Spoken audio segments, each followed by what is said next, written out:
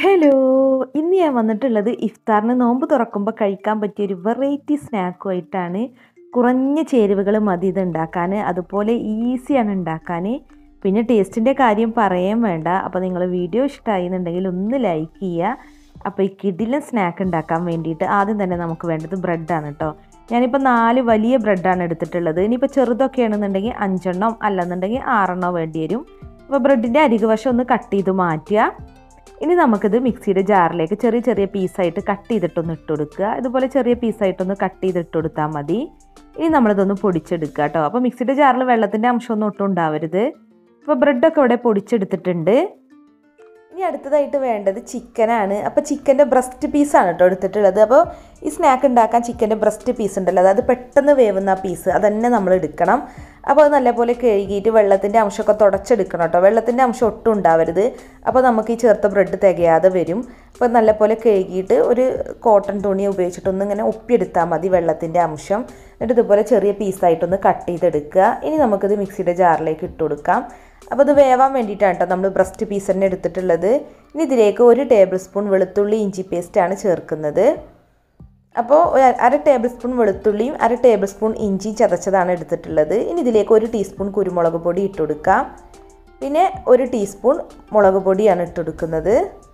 ഇനി ആവശ്യത്തിന് ഉപ്പ് ഇട്ട് കൊടുക്കുക. അതായത് ചിക്കനിലേക്കുള്ള ഉപ്പ് മാത്രം ഇട്ട് കൊടുത്താൽ മതി. അതും കുറച്ച് മതി, കാരണം നമ്മളിതിലേക്ക് സോയാ സോസ് ചേർക്കുന്നുണ്ട്. അപ്പോൾ ഞാനിതിലേക്ക് 1 ടീസ്പൂൺ സോയാ സോസാണ് കേട്ടോ ചേർക്കുന്നത്.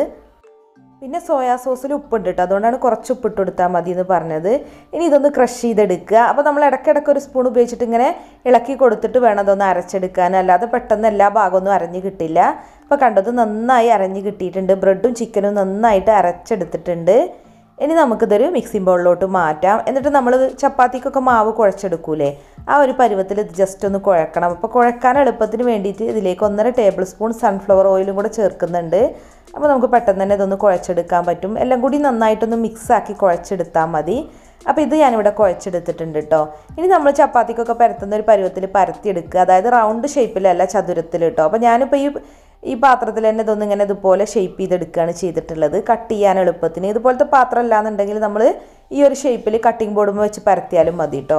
അപ്പോൾ കത്തിമ്മ കുറച്ച് ഓയിലൊന്നും ആക്കി കൊടുക്കുന്നുണ്ട് നമ്മളിത് കട്ട് ചെയ്യുമ്പോൾ ഒട്ടിപ്പിടിക്കാതിരിക്കാൻ വേണ്ടിയിട്ട്. അപ്പോൾ ഇത് ഞാൻ 4 പീസായിട്ടാണ് കേട്ടോ കട്ട് ചെയ്യുന്നത്. ഇതുപോലെ നീളത്തിൽ 4 പീസായിട്ടാണ് കട്ട് ചെയ്യുന്നത്. ഒരേ വലിപ്പത്തിൽ കട്ട് ചെയ്തെടുക്കുക.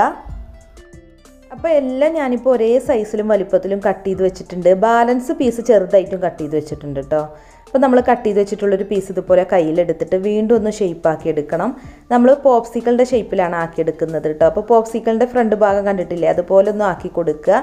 അതായത് ഒരു ഐസിൻ്റെ ഷേപ്പിലാണ് ആക്കിയെടുക്കുന്നത്. അപ്പോൾ ഇതുപോലെ ഒന്ന് ലെവൽ ചെയ്ത് ഷേപ്പ് ചെയ്തെടുക്കുക. അപ്പോൾ നമുക്ക് നല്ല പോലെ തന്നെ ഷേപ്പ് ചെയ്തെടുക്കാൻ പറ്റും കേട്ടോ. നമ്മൾ ബ്രെഡും ചിക്കനും നല്ല പോലെ ഒന്ന് അരച്ചെടുത്തിട്ടുണ്ടല്ലോ.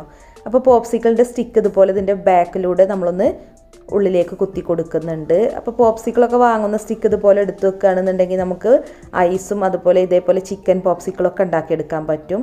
അപ്പോൾ ഞാനിപ്പോൾ ഇതൊരു ഐസിൻ്റെ ഷേപ്പിലാക്കി എടുത്തിട്ടുണ്ട്. ഇനിയെല്ലാം നമുക്കിതുപോലെ തന്നെ ഒന്ന് ചെയ്തെടുക്കാം. അപ്പോൾ ലാസ്റ്റത്തുള്ള പീസ് കൊണ്ട് ഞാനിതുപോലെ ഒരു കുഞ്ഞു പോപ്സിക്കിളും ഉണ്ടാക്കിയെടുത്തിട്ടുണ്ട്. അപ്പോൾ നമുക്ക് കുറച്ച് ചെറുതാണ് വേണ്ടതെങ്കിൽ ഇതുപോലെ ചെറുത് വേണമെങ്കിൽ ഉണ്ടാക്കിയെടുക്കാം കേട്ടോ. ഞാനിപ്പോൾ കറക്റ്റ് ഐസിൻ്റെ ഷേപ്പിലാക്കിയെടുത്തു എന്നേ ഉള്ളൂ. ഇനി അടുത്തതായിട്ട് നമുക്ക് വേണ്ടത് ഒരു മുട്ട ബീറ്റ് ചെയ്തതാണ്. അതിലോട്ട് 1/2 ടീസ്പൂൺ കുരുമുളക് പൊടി, ഒരു പിഞ്ച് ഉപ്പും കൂടെ ഇട്ടിട്ട് നന്നായിട്ടൊന്ന് മിക്സ് ചെയ്തെടുക്കുക. അപ്പോൾ നമ്മുടെ ഡിപ്പിംഗ് ഇവിടെ റെഡി ആയിട്ടുണ്ട്. ഇനി നമ്മൾ റെഡിയാക്കി വെച്ചിട്ടുള്ള പോപ്സിക്കിൾ ഇതിൽ നന്നായിട്ടൊന്ന് ഡിപ്പ് ചെയ്തെടുക്കുക. നല്ല പോലെ ഒന്ന് ഡിപ്പ് ചെയ്തെടുക്കുക. അപ്പോൾ ഞാനിപ്പോൾ ഇത് ഡിപ്പ് ചെയ്തിട്ടുണ്ട്. എക്സ്ട്രാ ഉള്ള മുട്ട മിക്സ് നമ്മളൊന്നിങ്ങനെ തൂക്കി പിടിച്ചാൽ മതി കേട്ടോ. അപ്പോൾ ഇതൊന്ന് പൊയ്ക്കോളും, കണ്ടില്ലേ, ഇതുപോലെ ഒന്ന് ഒഴുക്കി കളഞ്ഞാൽ മതി. ഇനി നമ്മളിത് ബ്രെഡ് ക്രംസിൽ കോട്ട് ചെയ്തെടുക്കുകയാണ് ചെയ്യുന്നത്.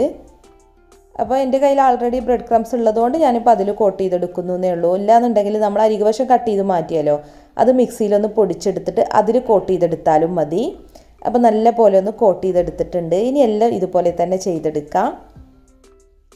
അപ്പോൾ ഞാൻ എല്ലാം ബ്രെഡ് ക്രംസിൽ കോട്ട് ചെയ്തെടുത്തിട്ടുണ്ട്. ഇനി നമുക്ക് വേണമെന്നുണ്ടെങ്കിൽ ഇത് ഫ്രീസറിൽ 1 മാസം വരെ കേടുകൂടാതെ സൂക്ഷിക്കാം കേട്ടോ. പക്ഷേ ഞാനിപ്പോൾ ഫ്രീസറിലും ഫ്രിഡ്ജിലൊന്നും സൂക്ഷിക്കുന്നില്ല, ഡയറക്റ്റ് പോയി ഫ്രൈ ചെയ്യാണ്. അപ്പോൾ നമ്മുടെ കുഞ്ഞു പോപ്സിക്കിളും നല്ല അടിപൊളിയായിട്ട് തന്നെ കിട്ടിയിട്ടുണ്ട് കേട്ടോ. അപ്പോൾ കുട്ടികൾക്കൊക്കെ ആണെന്നുണ്ടെങ്കിൽ ഇതുപോലെ ഉണ്ടാക്കി കൊടുക്കുക. അപ്പോൾ അവർക്ക് നല്ല ഇഷ്ടമാവും. അപ്പോൾ ഫ്രൈ ചെയ്യാനുള്ള ഓയിൽ നമ്മൾ നല്ലപോലെ ചൂടാക്കണം. പിന്നെ നമ്മൾ എല്ലാ സ്നാക്കും മീഡിയം ടു ഹൈ ഫ്ലെയിമിലിട്ടാണല്ലോ ഫ്രൈ ചെയ്യുക. പക്ഷേ ഇത് ലോ ഫ്ലെയിമിലിട്ടാണ് കേട്ടോ ഫ്രൈ ചെയ്യേണ്ടത്. കാരണം ചിക്കന് കുക്കായി കിട്ടണം. അതുകൊണ്ട് തന്നെ ലോ ഫ്ലെയിമിലിട്ട് ഫ്രൈ ചെയ്യുക. പിന്നെ നമ്മളിത് ലോ ഫ്ലെയിമിലിട്ട് ഫ്രൈ ചെയ്താൽ ഒട്ടും എണ്ണയൊന്നും കുടിക്കില്ല കേട്ടോ. ചിക്കനും ബ്രെഡൊക്കെ മിക്സ് ചെയ്തിട്ടാണല്ലോ നമ്മൾ അരച്ചത്, അതുകൊണ്ട് തന്നെ. അപ്പോൾ ലോ ഫ്ലെയിമിലിട്ട് നല്ലൊരു ഗോൾഡൻ ബ്രൗൺ നിറാവുന്നത് വരെ തിരിച്ചും മറിച്ചിട്ടിട്ടൊന്ന് ഫ്രൈ ചെയ്യുക.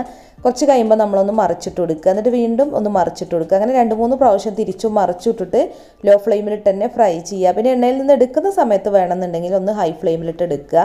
ഇപ്പോൾ അങ്ങനെ ചെയ്തില്ലെങ്കിൽ ഇത് ഒട്ടും എണ്ണ കുടിക്കില്ല കേട്ടോ. അപ്പോൾ നല്ല അടിപൊളിയായിട്ട് തന്നെ ഇതിൻ്റെ ഉൾഭാഗമൊക്കെ വേവുന്നുണ്ട്.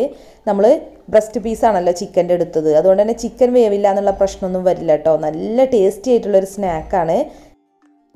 നോമ്പ് തുറക്കുമ്പോൾ കഴിക്കാൻ പറ്റിയൊരു കിടില സ്നാക്ക് തന്നെയാണ് കേട്ടോ അത്. കാരണം അതിലൊട്ടും മസാലകളൊന്നും ചേർത്തിട്ടില്ല.